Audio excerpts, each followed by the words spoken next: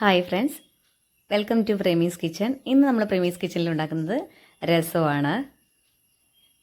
അപ്പോൾ രസം എന്ന് പറയുമ്പോൾ ഇതുപോലൊരു രസം ഉണ്ടാക്കി നോക്കുക. വളരെ ടേസ്റ്റി ആയിരിക്കും, വളരെ ഈസി ആയിട്ട് നമുക്ക് ഉണ്ടാക്കാൻ പറ്റുന്ന ഒരു രസമാണ്. ഇതുപോലെ തന്നെ ചെയ്യുക കേട്ടോ. നമ്മുടെ വീഡിയോ കണ്ട് അതേപോലെ ആ സ്റ്റെപ്പുകളെല്ലാം അതേപോലെ ചെയ്യുക. എങ്കിലാണ് ആ രസത്തിൻ്റെ ആ ഒരു രുചി കിട്ടുകയുള്ളൂ. അപ്പോൾ അതുപോലെ തന്നെ ചെയ്ത് നോക്കുക. വളരെ ഈസി ആയിട്ട് ചെയ്യാൻ പറ്റുന്നേ ഉള്ളൂ. ഈ ഒരു രസം ഉണ്ടാക്കി കഴിഞ്ഞാൽ ചോറുണ്ണാനായിട്ട് വേറെ ഒരു കറിയുടെയും ആവശ്യമില്ല. ഒറ്റ ഇരിപ്പിൽ നമ്മൾ ഒരു പ്ലേറ്റ് ചോറുണ്ണും. വിശപ്പില്ലെങ്കിലും കൂടെ നമ്മൾ ചോറുണ്ട് പോകും. അത്രയും ടേസ്റ്റാണ് ഈ രസം. അപ്പോൾ നമ്മൾ അതുപോലൊരു രസം ഉണ്ടാക്കാനായിട്ട് മിക്സിയുടെ ജാറിലേക്ക് ഒരു സ്പൂണ് മല്ലി ഇട്ട് കൊടുത്തിട്ടുണ്ട്. ഇനി അത് ഒരു സ്പൂണ് കുരുമുളക്, 1.5 സ്പൂണ് ജീരകം ചേർത്ത് കൊടുക്കാം. 1 സ്പൂൺ കുരുമുളകിന് 1.5 സ്പൂണ് ജീരകം ചേർത്ത് കൊടുക്കുന്നുണ്ട്. ഇനി 1/4 സ്പൂണിനും താഴെ ഉലുവ ചേർത്ത് കൊടുക്കാം. ഉലുവയും കൂടെ ചേർക്കുന്ന സമയത്ത് ഉലുവ നല്ലൊരു മണം കിട്ടാൻ വേണ്ടിയിട്ടാണ് ഉലുവയും കൂടെ ചേർക്കുന്നത്. ഇനി ഒരു വറ്റൽ മുളക് അതും കൂടെ ഇട്ട് കൊടുത്ത് നമുക്കൊന്ന് പൊടിച്ചെടുത്തിട്ട് വരാം. നല്ലതുപോലെ അങ്ങോട്ട് പൊടിക്കേണ്ട, ഇതുപോലെ തരുതരിപ്പോടെ പൊടിച്ചെടുക്കണം. ഇനി അതിലേക്ക് 4 അല്ലി വെളുത്തുള്ളി കൂടെ ഇട്ട് കൊടുത്തിട്ട് ഒന്നുകൂടെ ഒന്ന് കറക്കി എടുത്തിട്ട് വരാം. രസപ്പൊടി ഒരിക്കലും ഒരുപാട് അങ്ങോട്ട് പൊടിഞ്ഞു പോകാൻ പറ്റില്ല. ഇതുപോലെ തരുതരിപ്പോടെ വേണം പൊടിച്ചെടുക്കാനായിട്ട്. ഇതുപോലെ തരുതരിപ്പോടെ പൊടിച്ചെടുക്കുക. അപ്പോൾ നമ്മൾ രസം ഉണ്ടാക്കാനുള്ള പൊടിയെല്ലാം റെഡി ആയിട്ടുണ്ട്. ഒരു നെല്ലിക്ക വലിപ്പത്തിലുള്ള പുളിയാണ് കേട്ടോ എടുത്തിട്ടുള്ളത്. അത് നല്ലതുപോലെ കഴുകിയ ശേഷം ഞാൻ പിഴിഞ്ഞെടുക്കുന്നുണ്ട്. വെള്ളത്തിലൊന്നും ഇട്ട് വെച്ചിട്ടില്ല. പഴയ പുളിയായതുകൊണ്ട്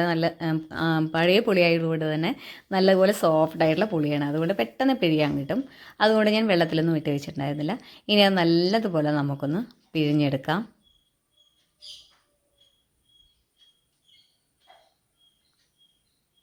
പിഴിഞ്ഞ ശേഷം ആ പുളിയെല്ലാം നമുക്ക് അതൊന്ന് മാറ്റാം.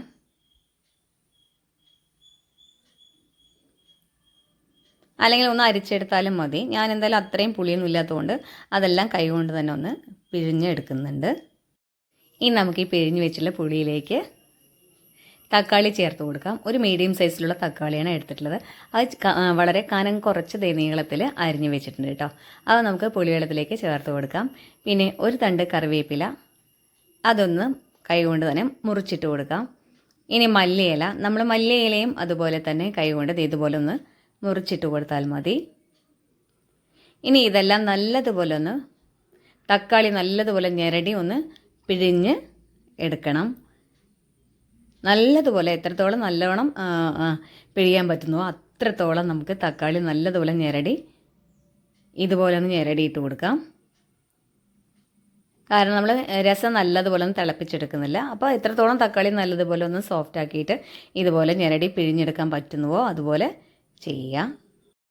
അപ്പോൾ നമ്മൾ തക്കാളിയെല്ലാം നല്ലതുപോലെ ഒന്ന് നന്നായി പിഴിഞ്ഞ് ഞെരടി വെച്ചിട്ടുണ്ട്.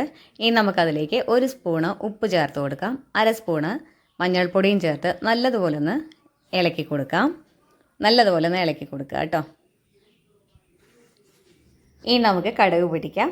അതിന് വേണ്ടി ഒരു പാൻ അടുപ്പത്ത് വയ്ക്കാം. ഇനി അതിലേക്ക് 2 സ്പൂൺ വെളിച്ചെണ്ണയാണ് ഒഴിച്ചു കൊടുത്തിട്ടുള്ളത്. എണ്ണ നല്ലതുപോലെ ചൂടായി വന്നിട്ടുണ്ട്. അതിലേക്ക് 1 സ്പൂണ് കടുകിട്ട് കൊടുക്കാം. കൂടെ 2 വറ്റൽ മുളക് പൊട്ടിച്ചത് കൂടെ ചേർത്ത് കൊടുക്കുന്നുണ്ട്. ഇനി അതൊന്ന് ഇളക്കി കൊടുക്കാം. ചെറുതായിട്ടൊന്ന് ഇളക്കി കൊടുത്താൽ മതി. ഇനി അതിലേക്ക് ഒരു തണ്ട് കറിവേപ്പില കൂടെ ചേർത്ത് കൊടുക്കുന്നുണ്ട്.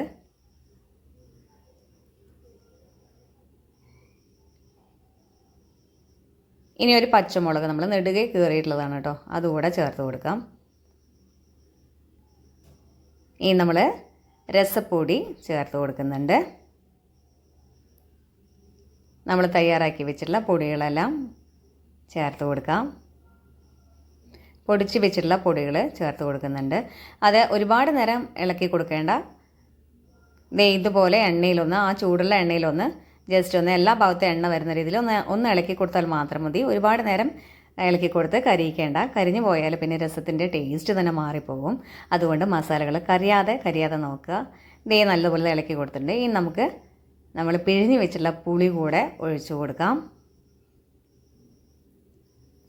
ഇപ്പം തന്നെ ആ ചൂടോടുകൂടി നല്ലൊരു മണം വരുന്നുണ്ട്.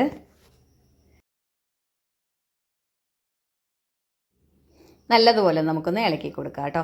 നമ്മൾ ആ മസാലകളെല്ലാം ഇട്ട് കൊടുത്തിട്ടുള്ളതല്ലേ, അത് നല്ലതുപോലെ ഒന്ന് ഇളക്കി കൊടുക്കാം. ആ പുളിവെള്ളത്തിലേക്ക് നല്ലതുപോലെ ചേരാൻ വേണ്ടിയിട്ട് ഒന്ന് നല്ലതുപോലെ ഒന്ന് ഇളക്കി കൊടുക്കാം. നമ്മൾ ഈ രസം നല്ലതുപോലെ ഒന്നും തിളപ്പിക്കുന്നില്ല, അതുകൊണ്ട് ഇപ്പോൾ നമുക്ക് ആ പൊടികളെല്ലാം നല്ലതുപോലെ ആ പുളിയിലേക്ക് ഒന്ന് ചേരാൻ വേണ്ടിയിട്ട് ഒന്ന് ഇളക്കി കൊടുക്കാം.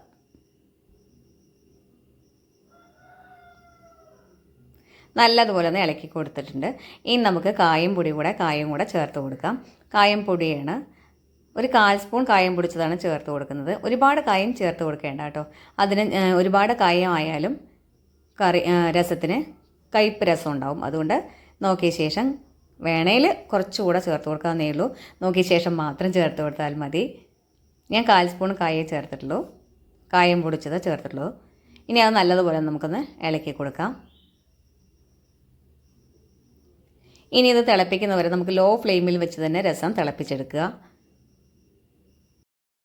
ലോ ഫ്ലെയിമിൽ വെച്ച് തന്നെ രസം തിളപ്പിക്കുമ്പോഴാണ് ആ പൊടികളാണെങ്കിലും ആ തക്കാളിയും അതെല്ലാം കൂടെ നല്ലതുപോലെ ആ പുളിയിൽ ചേർന്ന് ആ രസത്തിൻ്റെ ആ ഒരു നല്ലൊരു ടേസ്റ്റ് കിട്ടുകയുള്ളൂ. അപ്പോൾ നമുക്ക് ലോ ഫ്ലെയിമിൽ വെച്ച് തന്നെ തിളപ്പിക്കുക. ദേ അവിടെയായിട്ട് തിള വരുന്നുണ്ട്. ഇനി നല്ലതുപോലെ ഒരു തിള വരുന്ന സമയത്ത് നമുക്ക് സ്റ്റൗ ഓഫ് ചെയ്യാം കേട്ടോ. അതേ നല്ലതുപോലെ ഒന്ന് തിള വന്നിട്ടുണ്ട്. ഇനി നമുക്ക് സ്റ്റൗ ഓഫ് ചെയ്യാം.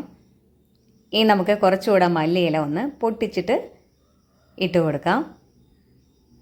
ഇതുപോലെ കൈ കൊണ്ട് തന്നെ നമുക്ക് പൊട്ടിച്ചിട്ട് കൊടുക്കാം. നല്ലൊരു മണം വരുന്നുണ്ട് കേട്ടോ.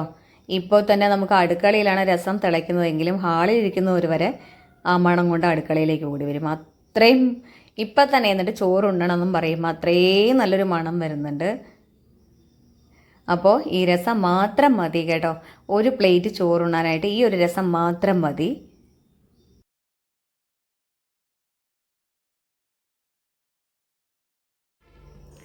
അപ്പോൾ നമ്മുടെ രസം റെഡി ആയിട്ടുണ്ട്.